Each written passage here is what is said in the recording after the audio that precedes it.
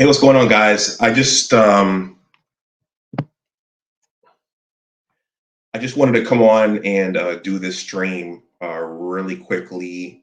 This is a trending story, and I planned to talk about Jimbo and his new contract, but Juwan Howard has jumped the news cycle. So I'm going to play this special introduction, and then I'm going to talk about this for just a little bit on the other side, and then I'm going to wrap up. So I was thinking about doing a double header tonight, but I'll just cover this really quickly, and then I'll talk about Jimbo um, tomorrow or the day after. All right, so I'll see you guys on the other side of this intro.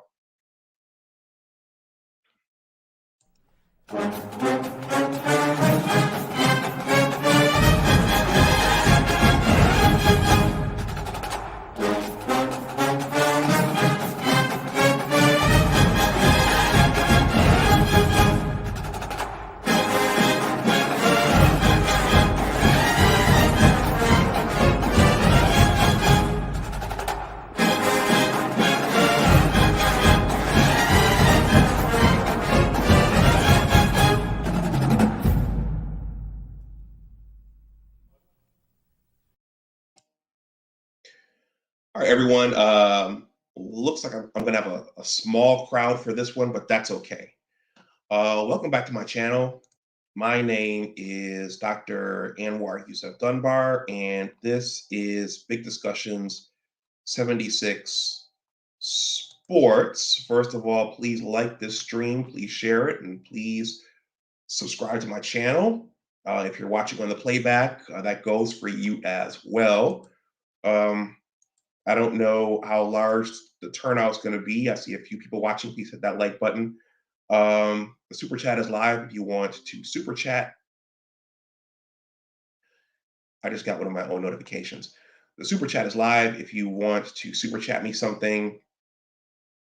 Also, if you're watching on the playback and you want to make a donation to the channel via Cash App or PayPal, that information is here and it is below the video as well.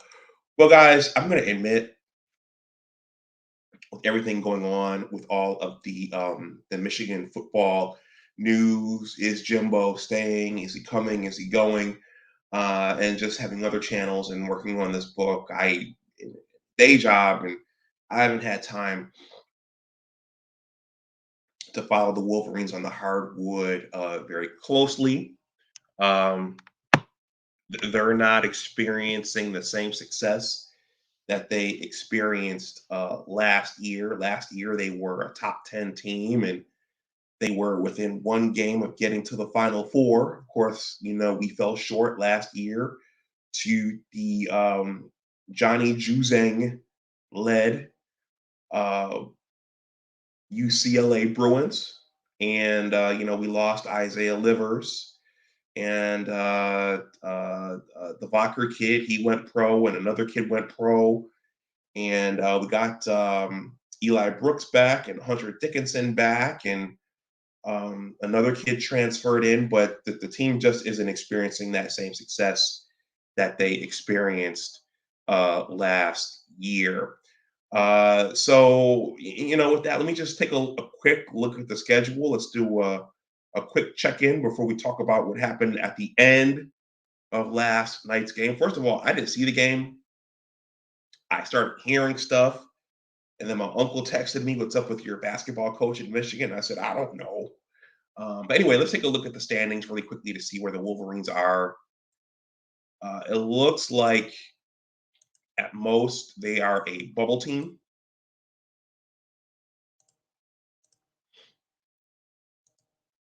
So there go the Big Ten standings right there. I'm sorry, those aren't the Big Ten standings. This thing reset on me. Yeah, there go the Big Ten standings right there. You see that Purdue is leading the conference, and Michigan is right there in the middle with a record of 8-7 in conference, and overall a record of 14-11. So not very impressive, but they're in the middle of the Big Ten. I was initially thinking that they were at the bottom, but they're right there, smack dab in the middle. So it turns out that the Wolverines had a, or should I say, they suffered a 77-63 loss to the Wisconsin Badgers yesterday up in Madison, setting up what happened. But before I jump into that, guys, I thought of my style is humor, so I have to, I'm gonna pull out my John David Wozniak picture here. My style is humor, so I thought about some of the greatest punches in sports that I could think of. And of course, the first that came to mind, or one of them that came to mind, was the famous Bill Laimbeer, Robert Parrish punch, Pistons versus Celtics. Robert Parrish um, exacted his revenge on Bill Laimbeer for taking down Larry Bird. That was a famous punch. Also, if you're new to the channel, please subscribe. I'm at 1,077. That means I'm 23 away from 1,100. So there was the famous Bill Laimbeer punch. Some of you might not remember this. I thought Abdul Gaines might be in here, but who remembers this one? This is the Buddy Ryan, Kevin Gilbride punch. This is actually the offensive coordinator and the defensive coordinator on the same team in the early 1990s. Buddy Ryan was upset because Kevin Gilbride called another pass play, but it was a run and shoot offense. So that's what the offense was designed to do. But Kevin Gilbride called another pass play, put Buddy Ryan's defense back out there on the field, and Buddy Ryan responded with this legendary punch on the Oilers sideline. There was LeGarrette Blount, then of the Oregon Ducks, throwing this haymaker at this unsuspecting, celebrating Boise State player there. So LeGarrette got in trouble for that. And I think when LeGarrette got to the NFL, or maybe in the training camp, he punched another player. And then finally, one of my all-time favorites. And I was actually in graduate school when this happened. There was the Malice at the Palace. Of course, Ron Artest punched a bunch of guys that night. But this particular brave soul felt the need to walk up on Ron Artest, and Ron Artest backed up slowly, squared the guy up, and then gave us this beauty right here, where Ron Artest punched that guy, and that guy, that chubby guy wearing the Ben Wallace 32, he wiped out. So those are just some punches, some famous sports punches that I could think of. So with that, let's jump in. So let's go over to Twitter, because John U. Bacon tweeted about this. Everybody's tweeting about it right now, and everybody's been tweeting about it after it happened. So I'm going to go over to my Twitter, because I retweeted this. So I hope this doesn't trigger any kind of claim. This is fair use YouTube. This is over on Twitter. So this is the let me see if I can bring it back. Yeah, here it is right here. This is it playing out. So fair use. You see the handshakes going on there. Yeah, a little bit of advertising, Calvin Klein, Sports Radar, fair use. Then the Wisconsin coach gets to Juwan right there. A few words. Juwan points his finger, takes his mask off. The crowd gathers around. Juwan's fired up. And there it goes right there. Was it a punch or was it a slap? Was it a punch or was it a slap? I think it was some folks are saying it was a punch, some saying it was a slap. Fair use, YouTube.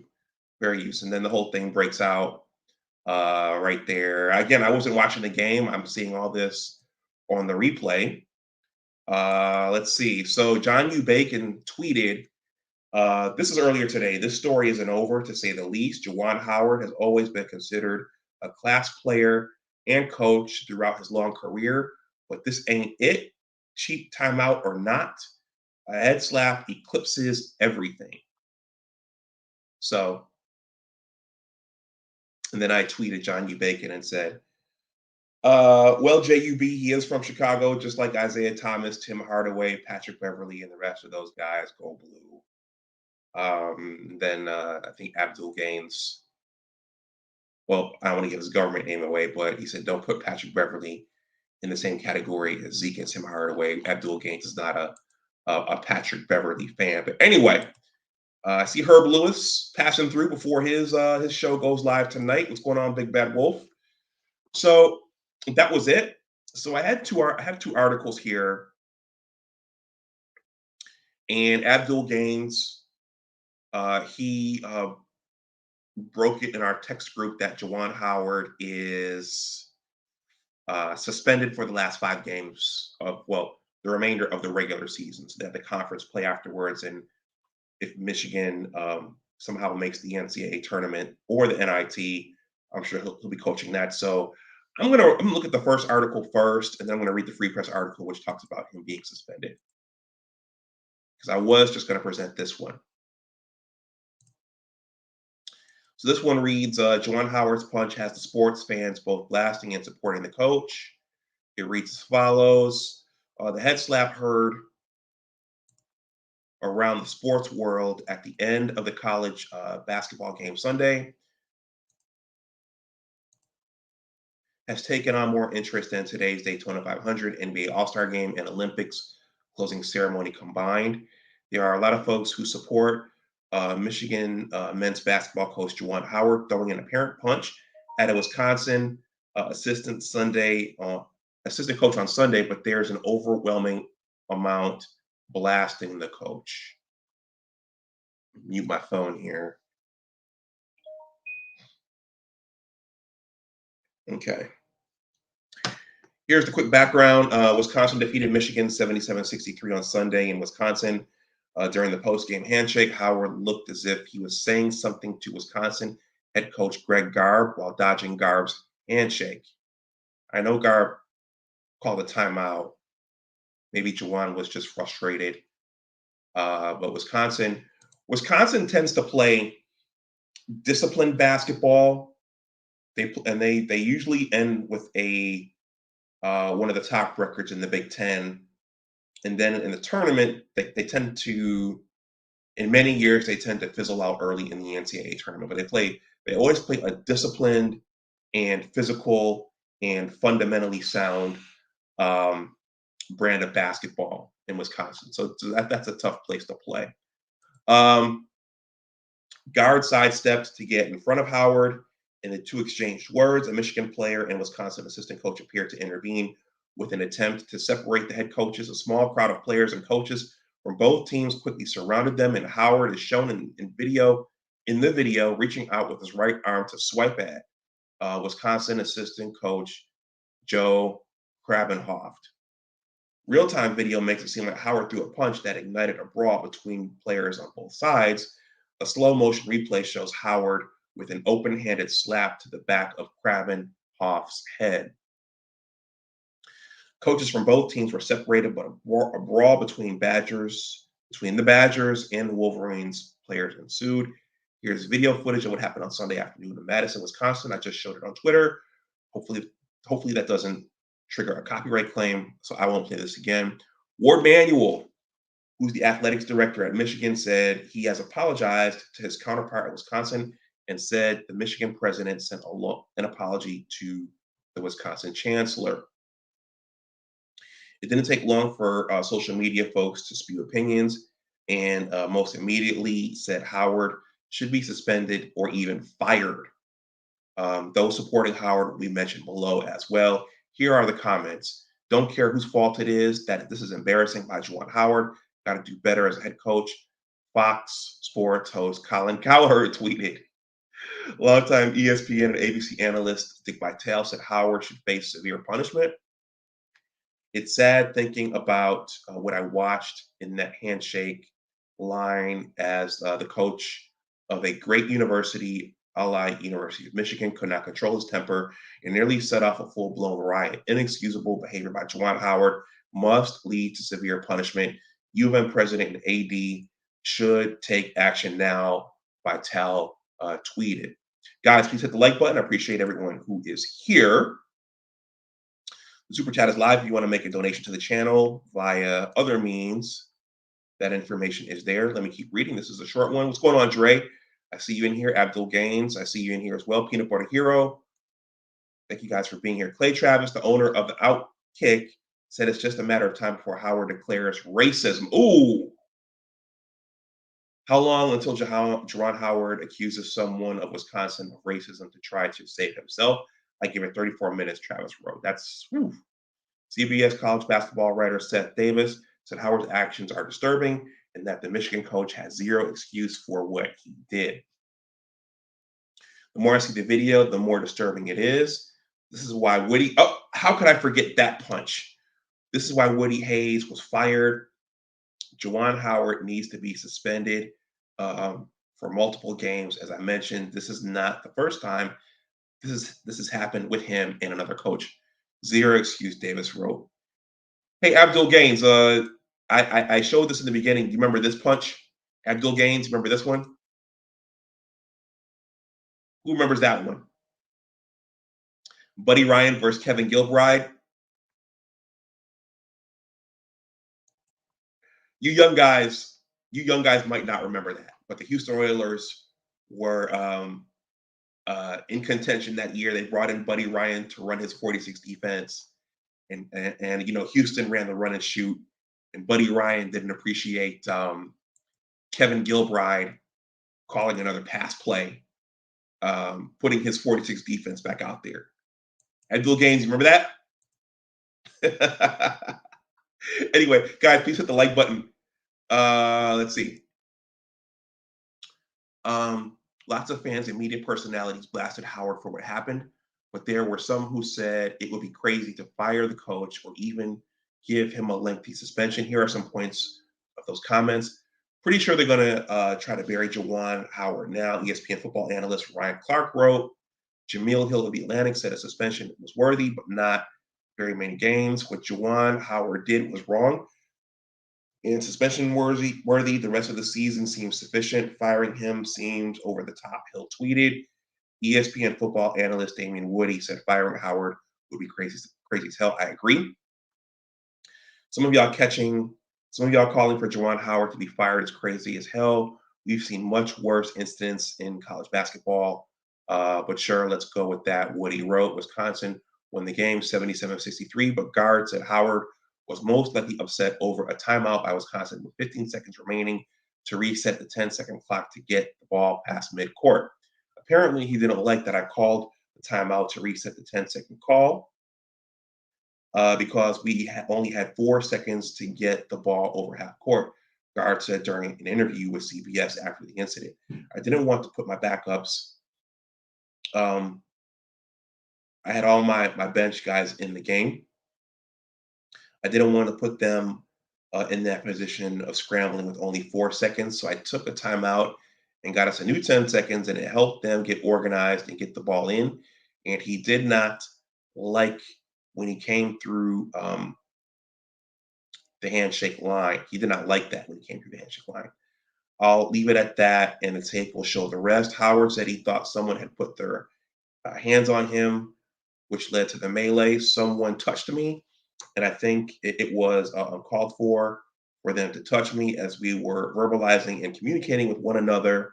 That's what escalated it, said Howard, who admitted he didn't like the late time out. I didn't like the timeout they called, and I'm being totally honest with you. I thought it was not necessary at that moment, especially with it being a large lead. I thought that wasn't fair to our guys, and so that's what happened. The Big Ten Conference issued a statement Sunday, not long after the altercation, saying it would take swift and appropriate disciplinary action.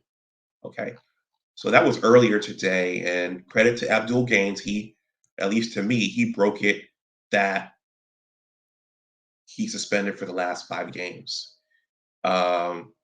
See, Buckeye Alex is in the building. So I'm going to read the Free Press article, guys, and then I'm going to wrap this up. I intended to do some more Jim Harbaugh news, but some of you guys are probably tired of hearing about Jim Harbaugh. So let's read about the suspension. Let's see. Oh, here's Abdul Gaines. He said, this never would have happened if Juwan's Wolverines took care of business in last year's Elite Eight. Yep. Um, a lot of people see last year's NCAA tournament run as a missed opportunity that we won't get back for a while. Abdul Gaines feels that way. Guys, please hit the like button. I'm going to read this article and then I'm going to wrap up. I just wanted to get some coverage on this. Everybody's talking about this, and it's from my alma mater. Speaking of Abdul Gaines, I was thinking earlier, you know, when Juwan Howard was a player for the Dallas Mavericks at one point, and I think it was the year the Lakers repeated, the Kobe Shaq Lakers, and the Spurs loaded up that year to beat the Lakers, and they signed Derek Anderson. Remember University of Kentucky's Derek Anderson, athletic two guard, could shoot, could drive, could defend. And early, I think it was the first round of the playoffs. Derek Anderson went to the basket, and Juwan Howard came down on Derek Anderson like this with a flagrant foul, separated his shoulder. That knocked Derek Anderson out pretty much for the rest of the playoffs. And so the San Antonio Spurs, Abdul Gaines, remember this? The San Antonio Spurs matched up against your Lakers without their full team, and your Lakers handled them. But you guys could in part thank Juwan Howard for that flagrant foul knocking Derek Anderson out. So Juwan Howard is not a choir boy by any means. He's from Chicago. He's from the South Side, just like Isaiah. Actually, Isaiah's from the West Side, but Isaiah, Tim Hardaway, Patrick Beverly, all those guys are from Chicago. So Juwan knows how to mix it up when he wants to. Okay, just a little bit of Laker throwback trivia for Abdul Gaines there. And you never know if the Spurs could have beat the Lakers if Derek Anderson was healthy that season. Anyway, so let's talk about the suspension. I don't think it's worthy of him getting fired. We've seen much more than this. So Michigan basketball coach Juwan Howard suspended the rest of the regular season. This is by Kirkland Crawford and David Jesse from the Free Press.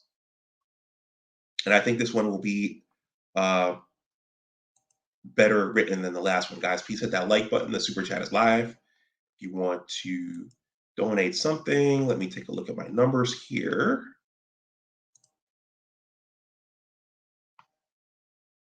Yeah, please hit those likes, guys. Abdul Gaines says, don't mention Patrick Beverly among the true basketball greats from the city of Chicago. Derek Anderson wasn't going to do a damn thing against the Lakers. I don't know, Abdul. He could shoot. He could put the ball on the he could drive it. He could shoot it, and he could defend. So I think he might have been able to defend Kobe a little bit better than Antonio Daniels did in that season. Okay. Okay, so the Free Press. Michigan basketball coach Juwan Howard won't be on the sidelines for a while. Howard has been suspended for the rest of the regular season.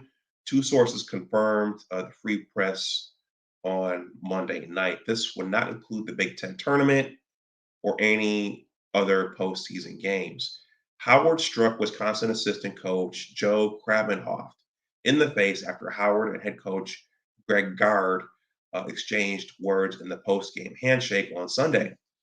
The Wolverines lost 77-63, and Howard wasn't happy that Gard called timeout with 15 seconds remaining. But the Wisconsin head coach said he did so to ready his reserves for Howard's pressure defense the Wolverines were still employing. He did not apologize for his actions in his post-game news conference. Howard had a heated exchange with then Maryland coach Mark Turgeon during last season's Big Ten tournament in the second half of the quarterfinal win. I vaguely remember that. Michigan, did I skip over something? No. Michigan, again, 14 and 11, and overall, and 8 and 7 in the Big Ten, has 5 regular season games remaining, 4 at home. Then the Big Ten tournament as a team fights for its sixth straight NCAA tournament bid. The Wolverines host Rutgers on Wednesday and Illinois on Sunday. Let's see, Yahoo Sports. Dan Wessel was first to report Howard's suspension. There, there's an error. There's no word yet on any other disciplinary action against any other coaches or players involved in Sunday's handshake line scrum in Madison, Wisconsin. So there you go. Yeah, so I don't think this is worth him losing his job. I think suspending him for a couple games is a nice hand slap, but I think that's pretty much all this warrants, in my opinion. I'm going to read some of your comments here, and then I will shut this down. I just wanted to do a short stream capturing this, and any of my other subs or any of other folks who find my channel via the YouTube algorithm, you can watch, and I left the articles below in the description box. I'm going to read through your comments here. I see Black Uru pass through. Wolf said, I'm here, let's get into it. He says, U of M has been all about the drama lately, huh? Yeah, there's a lot happening in Ann Arbor. I saw it live and I couldn't believe it. I couldn't believe my eyes. What about the epic Nolan Ryan beatdown of Robin Ventura? Oh, I don't remember that one. I didn't watch a lot of Major League Baseball growing up.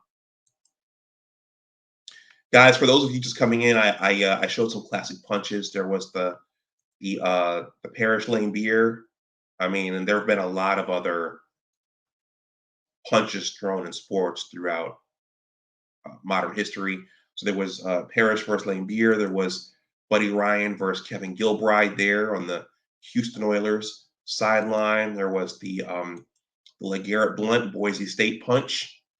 There was the Ron Artest Malice at the Palace punch, where this poor fan felt the need to walk up on Ron Artest, resulting in this.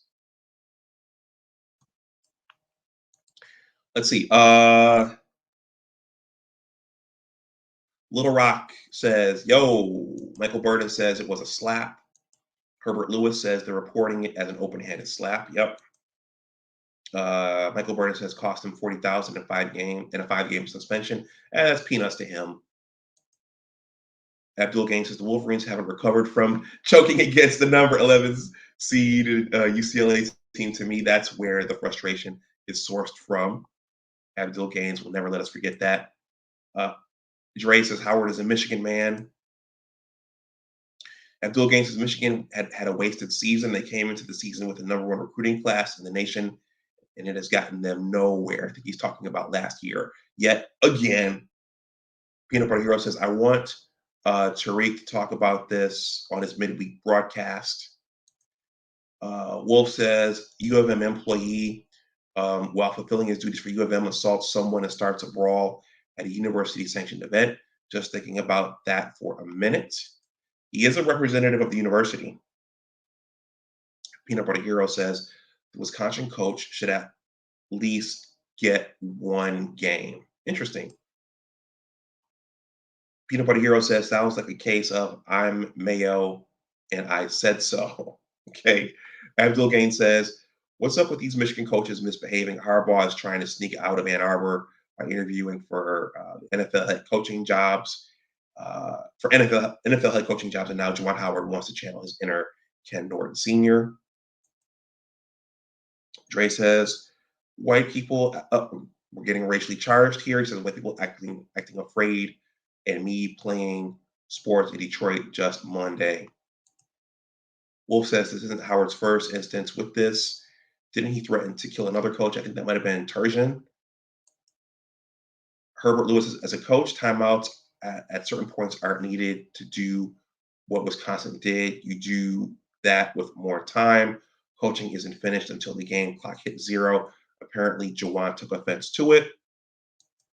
My Cash App and PayPal. Abdul Gaines says Dick Vitale is a hypocrite. He had a front row seat to Bobby Knight's 3-decade reign of terror in Indiana. Clay Travis should STFU with his comments.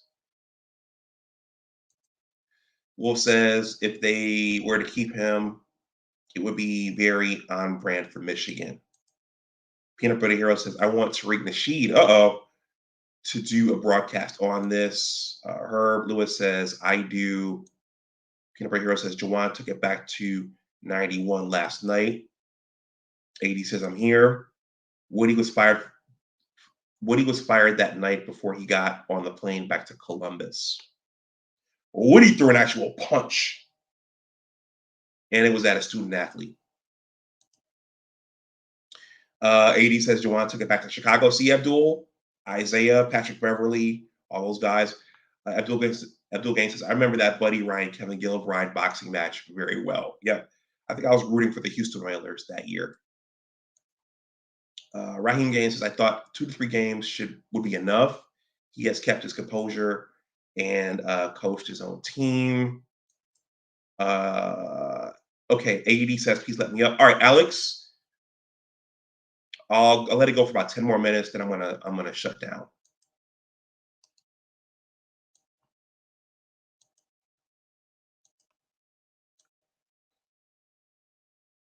There's the link. Yes, he did. The problem is that he was in Madison on a b-ball court, not the south side of Chicago. I'm gonna crush him. Alex, you talking about Juwan Howard or Russell Westbrook? Abdul Gaines says this never would have happened if Juwan's Wolverines took care of business in last year's Elite Eight. AD says, well, I agree that coach from Madison is on a bunch of bullshit. Black Uber Strike says guard started the whole thing when he accosted and grabbed Howard's arm. Abdul Gaines says, I never tired of Harbaugh slander. Trey says the grad student needed to stay out of grown people's business. Abdul says, please bring Alex up. The link is there. I'll just go for a little bit longer. Dre says Howard is what Michigan basketball needs. Of course, they keep Howard. What else is Ward Manuel going to do? He is a weak administrator. Wow. Shots fired at Ward Manuel. Well, the athletic director is running a business. The athletic department is a business. So right now you have 2 notable alums coaching your revenue sports. I don't blame Ward Manuel for not wanting to disrupt that. Abdul Gaines says, don't mention Patrick Beverly among the true basketball greats from the city of Chicago. Derek Anderson wasn't going to do a damn thing against the Lakers. Well, he would have been guarding Kobe. We know that. And Kobe would have been guarding him. Please don't get him started. Raheem Gaines, it's too late. Howard said to the Maryland coach, I'll effing kill you. Yep, that's Chicago. That's the South Side. Juwan Howard needs therapy. He says, bring Alex. We have to hear his thoughts. I dropped the link. Raheem Gaines says, Nolan Ryan took care of business against Robin Ventura. Ventura later played with my Mets. That's right. You guys are Mets fans. Okay. I dropped the link. Alex has many responsibilities himself. So he must have gone away. So I'll let this go for a few more minutes.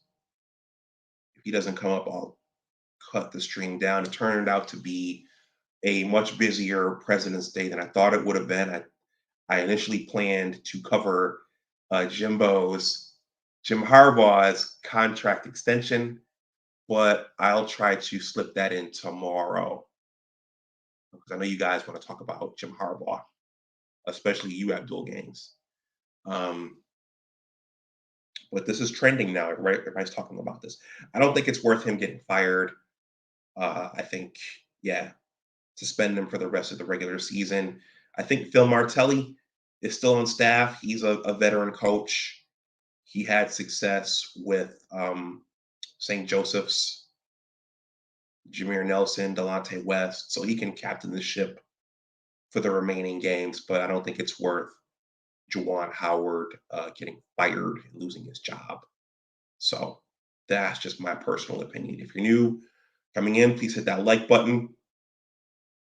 Uh, Interestingly, a lot of people are still watching my post uh, Michigan Georgia semifinal blowout. So a lot of the Georgia and SEC fans have come over to watch that. So that video's got over 2,000 views. I didn't think it was that great a live stream, but I guess it's good when Michigan football gets blown out.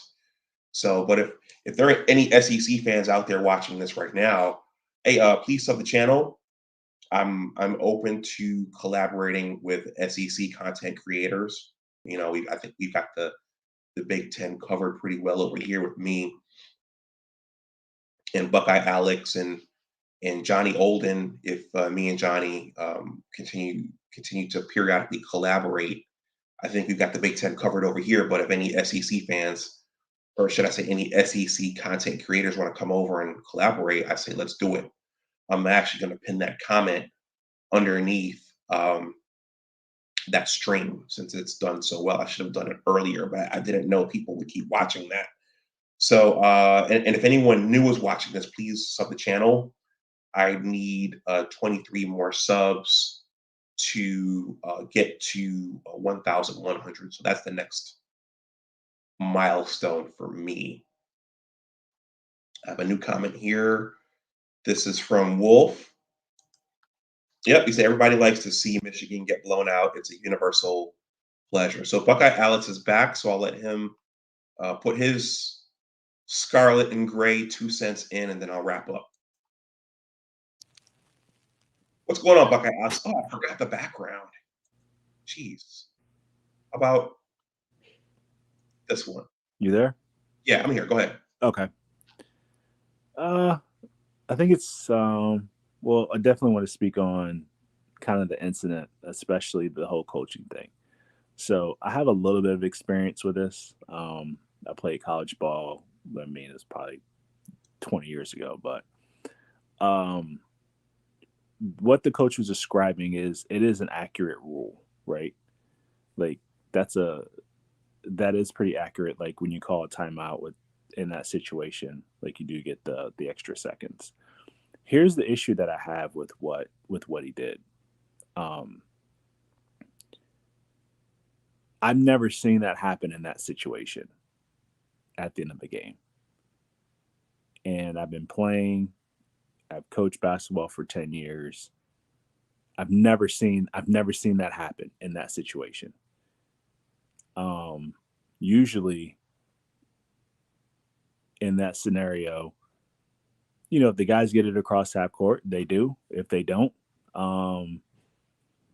you have your film session and you're running the next day, right? Because you guys have, those players have to stay ready no matter what happens. So I really thought that was a very half-assed excuse, which is why Juwan was so upset. And he didn't want to hear any nonsense that the coach was saying. Should he have slapped the guy in the face? Absolutely not. I don't think it's worth the slap in the face. But it definitely was a BS excuse from my personal experience of what the coach actually said. I've never seen that in a game where it's 3 seconds left and you're calling a timeout because they can't get the ball past half court. And it wasn't even a press. Like, those players just have to be ready at the end of the day. And that's just what it is. You run them, you get them extra practice. So that way, when they get in those situations, they can be ready. But again, I definitely didn't think it warranted a slap in the face per se. I mean, I saw how quickly it escalated. But in that situation, when you're up like that, just take the turnover, walk the ball up, and call it a day. And it wasn't even a hard press. It was like basically like a full 5-man press. It wasn't anything special. So the fact that they couldn't get the ball up the floor, I think that was probably more frustration on the coach's fault. But he should just let them learn on the fly and so I didn't like it. I thought it was BS. He didn't have to do it. I think that's a bad coaching move on his part.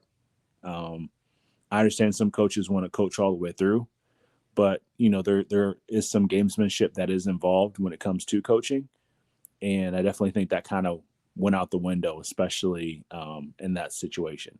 So I see it from the coach from Wisconsin side. I also see it from Juwan's side, where there is no gamesmanship there, and that's why he was saying, like, I'm going to remember that, like, because that never happens. It never happens. So like once, I mean, obviously I saw the slap kind of like real time, but then like once you get into the context of the game and what happened, I would have been really pissed off too. Like if I was coaching and a coach did that to me, I'd be I'd be furious.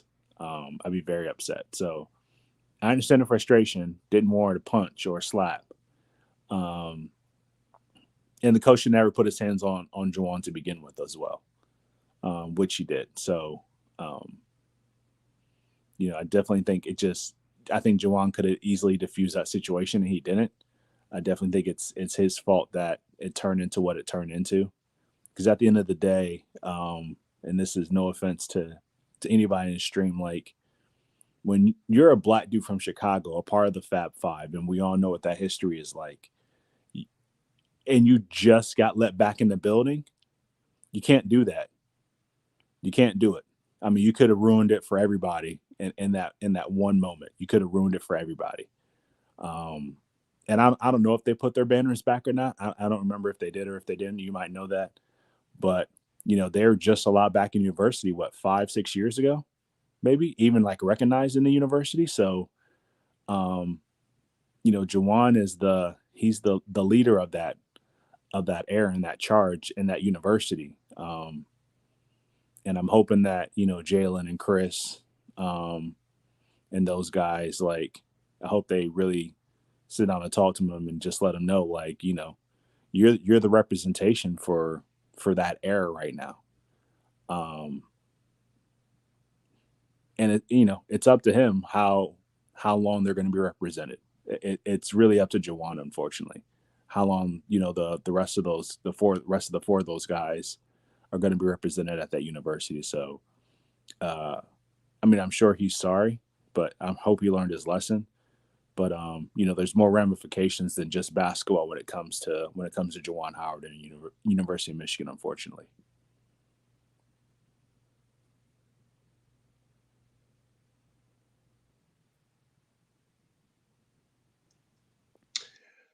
Okay, yeah, I didn't look at it like that, Alex. Fair use, fair use. I didn't look at it like that. That he's kind of holding the legacy of the Fab Five in his hand. So I guess if you put it that way, then that this doesn't look good for them. Yeah, yeah. That was my first thought was, listen, like, they kept them out for the longest time, and I feel like they always wanted an excuse to keep them away. Mm-hmm. And I think over a period of time, once you had the documentary, it started to soften the opinion of people, of how important the Fab Five was to college basketball. Similar to like Jordan's impression, like the impression that he left on the NBA. Like the Fab Five changed college basketball forever. I mean, that's what it is. Um, and the fact that we are now able to recognize it and the university recognizes it, it's a good thing. But they didn't want to do it for the longest time for a certain reason. You don't want to give them reason to not recognize it in the future, because they had no problem with doing it for what, 20, 30 years, something like that, 40 years. So, Mm-hmm. I mean, Juwan and Chris had 2016 or 16 to 20 NBA year career. So, I mean, it's been a really long time since those guys have been in that university, and they were a really huge part of that basketball movement there. So I really would hate to see something as dumb as what Juwan did erase all the progress that they've made. Mm-hmm. Okay. So before we wrap up, well, since we are in Black History Month, You just talked about the legacy of the Fab Five, where they changed college basketball forever. You want to say a few words about that? Just Um, as far as from Black History, from players doing the one and done, for players getting paid for their likeness, from underclassmen coming in and playing right away. What stands out to you? when it comes to college basketball, Yep. I think the one and done I think is really pointless. I'll be honest with you. I think it's pointless. It doesn't make sense to me.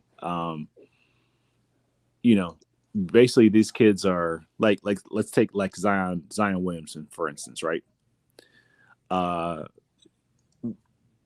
when you're playing college basketball for 1 year, you're basically taking one semester of classes. So who does that really help? And then college basketball is very, very different from the NBA game.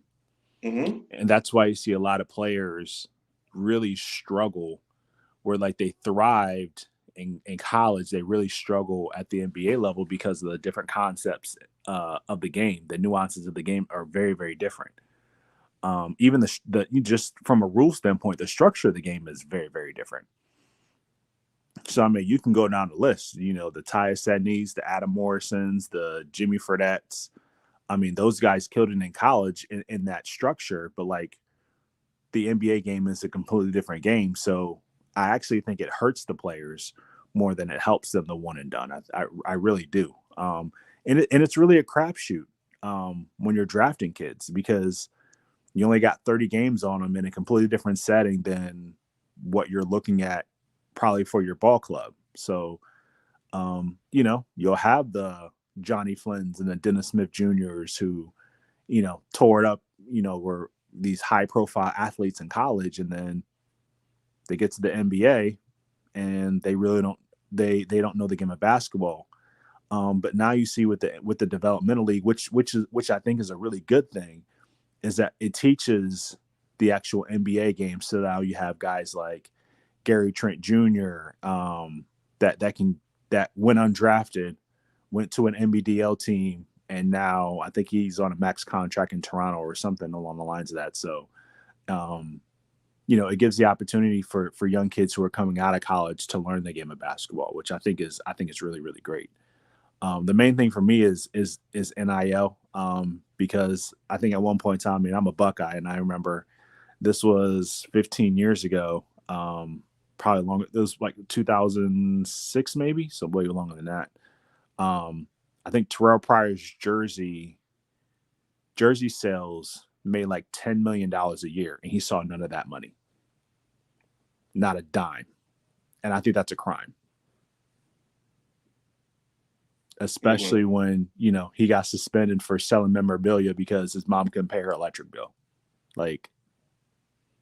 But the University of Ohio State's making $10 million just off of his jersey sales, not anybody else's, just his. So I'm glad to see that kids can capitalize somewhat off of their image and likeness while they're in school. I think it's a step in the right direction. I also think it's a step away from amateurism, which, there's that like elephant in the room. That's not really an elephant in the room because now these guys, they're not necessarily getting paid to play football, but they're getting paid to play football or paid to play basketball. So, I appreciate the evolution of the college athlete because I think it was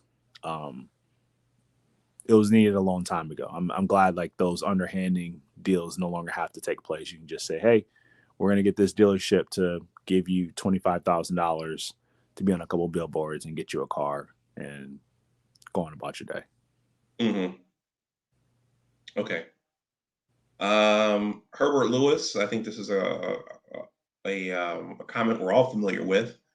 The NBA has to address that in the CBA, it's punitive to allow MLB, NHL, and other professional athletes to earn right out of high school and not CBA basketball players. Yeah. Okay. Yep. He's right. All right. Well, Alex, do you have anything else on this? Nope. Black History Month is 28 days for a reason, so I'm getting off. Okay, all right, all right. Well, maybe I shouldn't have correlated those two like that. But hey, they made history. They made history. You know. Yeah, I mean they did. Listen, the Black Sox, the swag of the game. Listen, I mean, I named my son Jalen after Jalen Rose. Mm-hmm. Primarily because I couldn't name him after my best friend, but Jalen Rose was his favorite player, so that's why I named my son Jalen. But you know, Jalen, Chris, Juwan, Jimmy, like I wanted to be Jimmy when I was a kid, and I hated Michigan, still do to this day. Hate, respect, but I hate them at the same time. But I wanted to be Jimmy. I wanted to be Jimmy, and I wanted to be Anderson Hunt. Those are the two basketball players I wanted to be when I was growing up. So I mean, Jimmy's the reason why I started really playing ball. Everybody wanted to be Jalen and Chris and Juwan, and I wanted to be Jimmy. I guess because I'm weird, but Mm-hmm. I really wish that once this, the new cycle today, it goes so fast. We really need something else to pop up for this to go away. So I'm hoping that happens in the next, 24 to 48 hour news cycle where this is over and nobody cares about it. And I hope long term it really doesn't hurt the legacy of the Fab Five and those guys because they're the most popular team to never win a national championship. Yep, they are. They are. We can, of course, we can sit for hours to talk about these guys. But yeah, we could sit and talk for hours about this. Yeah. About them. Okay, quick question before we go. Your opinion, and then we'll wrap this up because I got some stuff to do. Fab Five. If Chris Webber stays, do they beat Arkansas that junior year? I say yes, they do. Nolan Ryan's 40 Are you minutes. talking about like that Corliss Williamson team? Corliss Williamson team. They crushed those guys. They crushed them. Yep. Oh yeah, they crushed those guys. Yep. Absolutely. That would listen. I think you play that North Carolina game 10 times. Yep. I think North Carolina wins just that one time. Okay. And that was a mistake. Obviously, we know what that was. But I think you play that game 10 times. I think North Carolina just wins just that once. That's what I think. And that's just, that's how the NCAA tournament is. Like, it's a one and done system. So, yep. You virtually have to be perfect for 6 games. Which, some people think that's easier said than done. But like for somebody who played college ball and never got to the tournament, it's extremely hard because you have to get there for one. Like getting there is hard. And then trying to win 6 games is even harder in a row. Yeah. So well, you can't plan for injuries. You can't plan for you can listen. One team you can't plan for one guy getting hot on a given night. Listen, one team can literally shoot. One team that has shot 30% from the 3 all season can shoot 65% and it's over and your season's over. Right? They can just get hot one game. That's all it takes is to get hot one game. Yep. Like the 1984 Villanova team. Yeah. Yep. I think it was 84 or 85. I think it was 85. 85. It was 85. I mean, they held the ball half the game too, but beside the point. Okay. All right. Well, we can pick this up in another conversation, but I always looked at that because the Michigan team was right there, minus Chris Webber. They were right there with that Nolan Richardson, mm-hmm. Corey Beck, Scotty Thurman, Corliss Williamson, Arkansas team. They were still with, and Chris would have put them a few notches above with his play and his height and his versatility. So yeah, I actually think I think another year together because this is the crazy thing about college basketball that I don't think people really understand is that these are kids, man. They're kids. Like, I'm talking about, like, they barely have like facial hair. Like, these are kids. They can't even drink alcohol yet. Like, these are, you know, I mean, they're 18 years old, 19 years old, but they're still kids at the end of the day. So, you know, I think we put too much stock in the athletic standpoint, but not necessarily the maturity standpoint. And, you know, there's a reason why teams don't repeat in college basketball anymore. There's a reason why. It's chemistry. It's chemistry and it's maturity. I think the last team to really do that was that Florida team. Joakim Noah. Yeah, Joakim Noah and was Al Horford and Corey Brewer and those guys. Yes. Like, yeah, you know, those guys were together like 3-4 years. Like you know, that's a big part of it. I mean, those were like grown men basically like that last year. Yeah. So I think if that team probably stays together for 4 years, they win 2. I think they definitely win 2. They're definitely winning 1 for sure. Yeah. And I would answer this question. You'd have to give the Michigan, to make an accurate comparison, you'd have to give the Michigan team 4 years together, I think. I mean, even with 2 years together, they could beat that UNLV team, but the UNLV team those were all seniors. Those were all upperclassmen. Mostly. Yeah. Yeah. That's a really tough question. I'm going to plead. I don't have an answer. Yeah. That here's the thing. So that both those teams got beat by Duke. Yeah. But the UNLV team, the 1990-91 UNLV team, just barely. Duke. So some say the UNLV team didn't show up for that game. They didn't. No, they didn't. They didn't show up for that game, which is why the result was the result. But they blasted them the year before that. Like, they did. They destroyed them. I cried. Okay. All right, we have that's a tough one. I don't have an answer for that. That's a really tough question. We're out there. We're going to have to talk about that offline. That's a really tough question.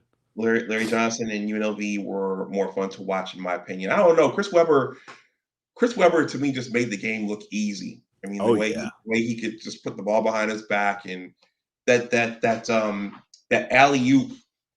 There's an alley-oop that Ray Jackson threw to him against Notre Dame. It's in the Fat 5 documentary. He just caught it with one hand and just dunked the ball. To me, Chris just looked like he was out there having fun. You know, to me. Yeah, I mean, the difference is, like, you know, Larry was a 6'8" athletic specimen. Like, Larry Johnson was like Zion Williamson, except he was 6'8". I mean, just super explosive, just a raw, explosive athlete. And he could shoot, and he could pass. But like, Chris Webber was 6'10" and could do anything on the court, anything you wanted to. Like, we had never seen anything like that before. Mm-hmm. We never saw anything like that.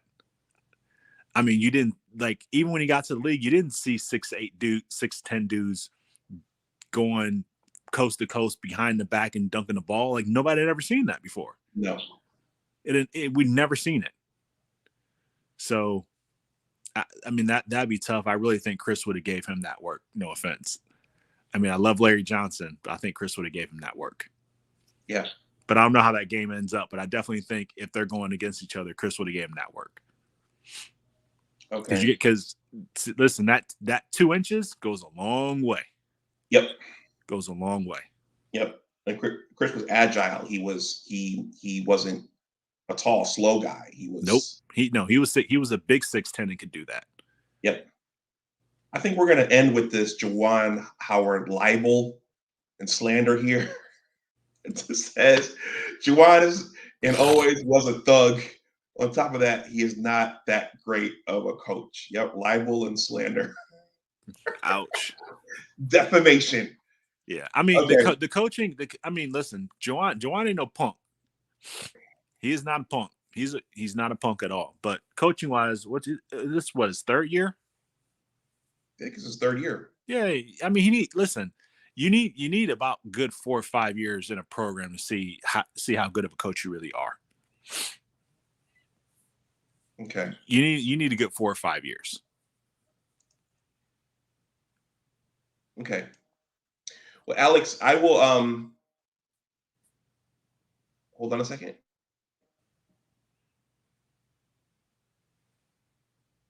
Can you hear me? Yeah. Okay, Google Chrome was doing its thing. I'll give you the last word. Oh no. No. I got nothing. Listen.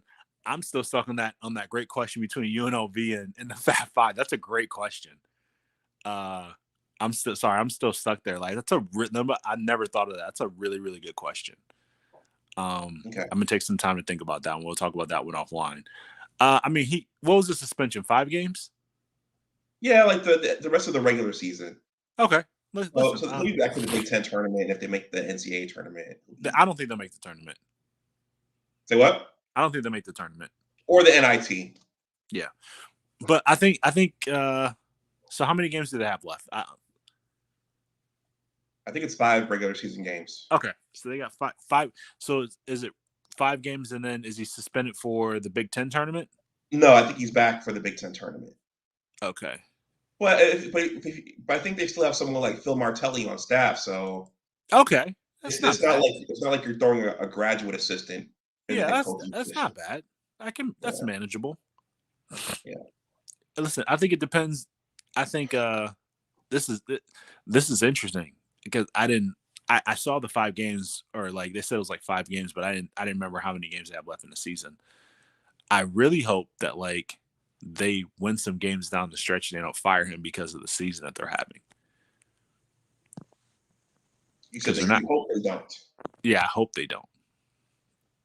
Okay. No, I mean, with everything Jim has survived. I mean, you can't let Juwan Howard go after. Sure, you can. I mean, Sure you can, because most people didn't want him there to begin with. Absolutely, really? yes, you can.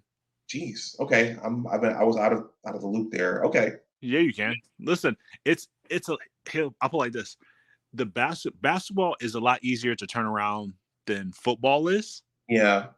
It's a lot easier. You could turn around basketball in 2 years. You could turn a whole program around in 2 years. I mean, just look what Bruce Pearl is doing down at Auburn. You could turn that thing around like that. Plus with Jim, like that situation, like if he would have left, there was really nobody to bring in of his caliber. Like everybody had already been hired, so it was like a really awkward position that he would have left them in. He basically gave them the middle finger out the door and then had to come back. So, But with basketball, you can always find basketball coaches.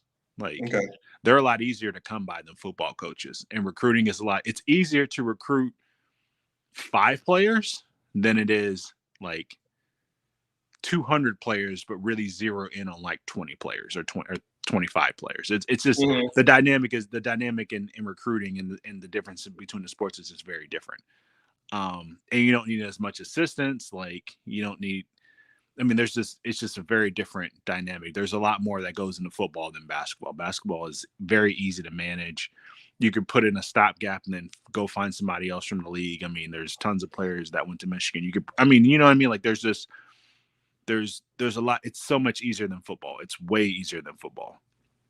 But I could easily see them saying, we're going to suspend you for the rest of the season. And then you had a terrible season. We're parting ways at the end of the year. I could see that easily without it being this big headline that they're just going to fire him. I'm sorry. Okay. But we'll see. All right. Well, I have a hard stop here. Okay. Sounds good. I gotta drop down. Well, thanks for coming up. All right, man. Have a good one.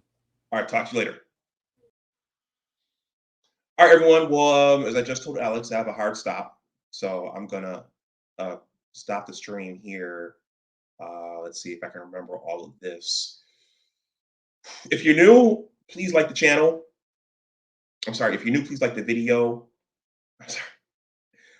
Please like the video, whether you're new or you've been here before. If you're new, please subscribe to the channel right now. I need 23 more subs to get to 1,100. So that would be very, very helpful for me. If you want to donate something, my Cash App and PayPal are below in the description box. Also, there's the link for the Big Words LLC newsletter, and also there's a link to my book project, The Engineers of Western New York Basketball Story. I was going to cover Jim Harbaugh's contract extension tonight, but Juwan Howard and his slap jumped up and started dominating the news cycle. My uncle texted me about it. I didn't see it in live action. So I just wanted to capture this here on Big Discussions 76 Sports. So I'm going to try to slip Jimbo's contract extension in tomorrow before it gets too far away from us. But if not tomorrow, then later in the week. But look for something tomorrow, maybe early in the day. So with that, I'm going to stop this. So go blue.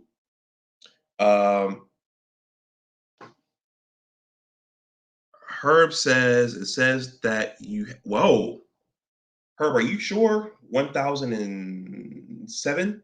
It should be 1,070. Maybe YouTube just ripped away a bunch of, maybe they just ripped away 63 subs. Let me go take a look. Hope that's not true, Herb. Anyway, it should be 1,077. Anyway, everyone, go blue. And as always, remember that your attitude determines your altitude. Stay safe out there. Take care, and I will talk to you the next time. Bye-bye.